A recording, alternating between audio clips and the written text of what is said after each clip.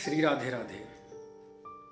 यह जो गोपी उद्धव का अद्भुत संवाद चल रहा है, 4 पार्ट पहले बन चुका है और ये 5वां पार्ट है।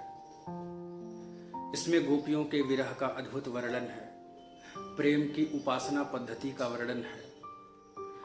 गोपी उद्धव का संवाद जो बहुत ही प्रसिद्ध है, लोगों को सुनना अच्छा लगता है। पिछले पार्ट को जिन लोगों ने सुना उन लोगों ने उत्तम फीडबैक दिया कि अच्छा है प्रसंग, उन लोग को बड़ा आनंदित किया और इससे मुझे भी प्रसन्नता हुई कि गोपी उद्धव संवाद को सुन करके अद्भुत प्रेम मंगल का ध्यान हो रहा है मन में। तो आइए उसी संदर्भ में इस चर्चा को आगे बढ़ाते हैं कि गोपी उद्धव का संवाद हो रहा है और गोपी उद्धव संवाद के अंतर्गत यमुना के पावन पुलिन पर राधा रानी ने एक पुष्प उठाया है और उस पुष्प को सूंघ करके और यमुना जी के पावन जल में छोड़ दिया है और यमुना जी के पावन जल के प्रवाह से प्रवाहित होकर के वह पुष्प पहुंचता है मथुरा और मथुरा में भगवान श्री कृष्ण यमुना के पावन पुलिन पर बैठे हैं और उन्होंने देखा हो ये तो वृंदावन की ओर से पुष्प आ रहा है। हाथ बढ़ा करके कृष्ण ने पुष्प को लिया और सूंघा तो उनका जो हृदय रूपी भंवरा है वो उछल करके कि अरे इसको तो किशोरी जी ने सूंघा है, इसलिए इसकी सुगंधी बहुत ही अद्भुत हो गई है। ऐसा विचार करके कृष्ण का हृदय रूपी भंवरा वहीं पर पहुंच जाता है जहां पर गोपी उद्धव का संवाद हो रहा है यमुना के पावन पुलिन वृंदावन में। और राधा रानी ने देखा है कि काचिन मधुकरम दृष्ट्वा ध्यायन्ती कृष्ण संगमम प्रिय प्रस्थापितम दूतम कल्पयित्वेदम अब्रवीत। उन्होंने मधुकर को देखा, कृष्ण के सम्मिलन की लीला में एकदम निमग्न है राधा रानी। उनको कृष्ण के साथ बिताए हुए पल याद आ रहे हैं, वो उनका चंचलतापूर्ण क्रीड़ा, वो उनका रासोत्सव स्मरण आ रहा है, राधा रानी को याद आ रहा है। उसी समय भंवरे को देख करके लगा ओहो हो प्रिय प्रस्थापितम, प्रिय मतलब कृष्ण के द्वारा, प्रस्थापितम प्रेषितम भेजा हुआ यह दूत, ऐसी कल्पना करती है। इसमें इस श्लोक में जो काचित शब्द है, इस काचित शब्द में गोपांगना शब्द जोड़ना पड़ेगा समुचित अर्थ लगाने के लिए, क्योंकि सा काचित गोपांगना, कौन गोपांगना? वो काचित गोपांगना जोड़ने से ही राधा रानी, एक विशिष्टा गोपी का वहां पर भाव आएगा जो राधा रानी है। के प्रेमात्मके सुखे आसमंतात चित ज्ञानम यस्याहा सा काचित।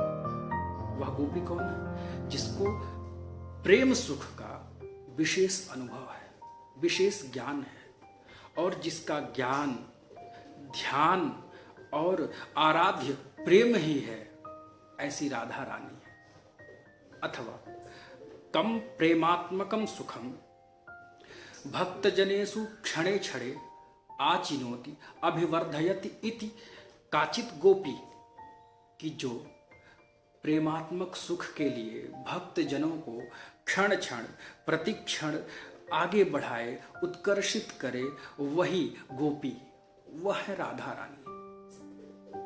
राधा रानी ही प्रेम की देवता है और बिना राधा रानी के कृष्ण के प्रति प्रेम संपन्न हो ही नहीं पाएगा।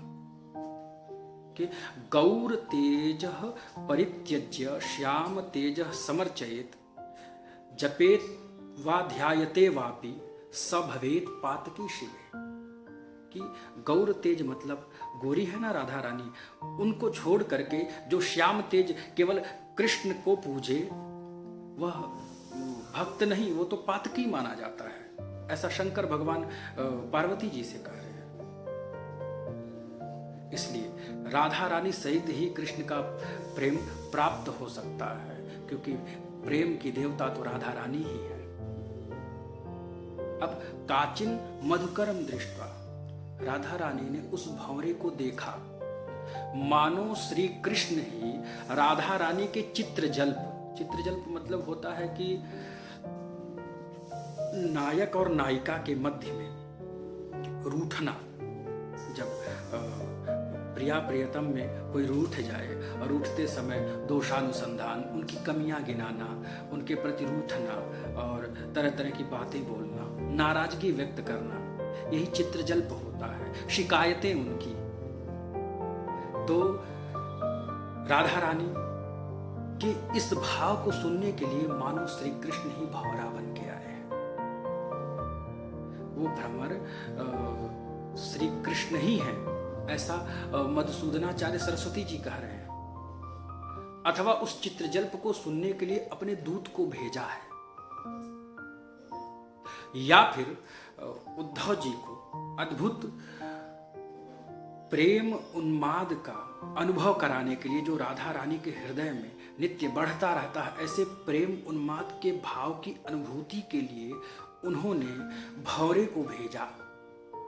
उद्धव देख करके, क्योंकि भ्रमर को केंद्रित करके राधा रानी जब बोलेंगी तो उद्धव को अच्छे से समझ में आएगा, क्योंकि उद्धव से उस प्रकार से वार्तालाप नहीं हो सकती थी जिस प्रकार उस भ्रमर से कर सकती थी। इसलिए भगवान श्री कृष्ण ने भेजा कि उद्धव तो ज्ञानी तो है बहुत, लेकिन उनके ज्ञान के सहित उनकी भक्ति और प्रेम भी बढ़े, क्योंकि ज्ञान विज्ञान वही यथार्थ है जो प्रेम से परिप्लुत, प्रेम संपन्न है। जो अगर उस ज्ञान में प्रेम नहीं है तो न शोभते ज्ञान मलम निरंजनम, वह ज्ञान सुशोभित नहीं होता, उस ज्ञान की कोई विशेष शोभा नहीं है। इसलिए राम प्रेम बिन सोहन ज्ञाना, राम के प्रेम के बिना ज्ञान की शोभा नहीं है, कोई शोभा नहीं है। कि राधा रानी ने भ्रमर को देखा, राधा रानी ने भंवरे को देखा तो उनको कृष्ण की याद आ गई, क्योंकि ये भंवरा भी काला, कृष्ण भी काला, श्यामला सांवरे सरकार, और जो उसके पंख हैं वो पीले हैं, तो कृष्ण भी पीतांबरधारी है, कृष्ण भी पीतांबर धारण करते हैं। और ये गुनगुन गुंजार कर रहा है तो कृष्ण भी बंशी बजाते हैं। तो अत्यंत समीपता है इनके कार्यों में, एक दूसरे से मिलते जुलते हैं। इसको देख करके कृष्ण का याद आ गया, और कृष्ण को याद करते हुए गोपियों की और राधा रानी की ऐसी अद्भुत अवस्था होती है कि अंके स्थितेपि रुचिरम किमपि प्रलापम, कि कृष्ण के गोद में राधा रानी बैठी हूं और उसके बाद भी प्रलाप करने लग जाती है। हा मोहनेति रुचिरम, मोहन को स्मरण करके, हा मोहन, हा माधव, कहाँ छोड़ के चले गए, कहाँ छोड़ के चले गए, हम तड़प रही हैं तुम्हारे बिना, ऐसी भावना।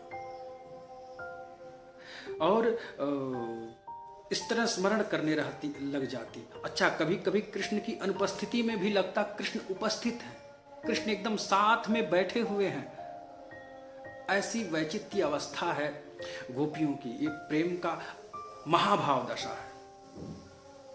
अस्तु, इस प्रसंग में कि मधुकर को देख करके राधा रानी ने विचार किया, और विचार करके जो शब्द बोली है कि मधुप कितव बंधो माश प्रसांघ्रीम सपत्न्याः कुच विलुलित माला कुंकुमस्मश्रुभिर्ना मधुपत वहतु मधुपतिस्तन मानिनी नाम प्रसादम यदु सदसि विडम्ब्यम यस्य दूतस्त्वमीदृक्।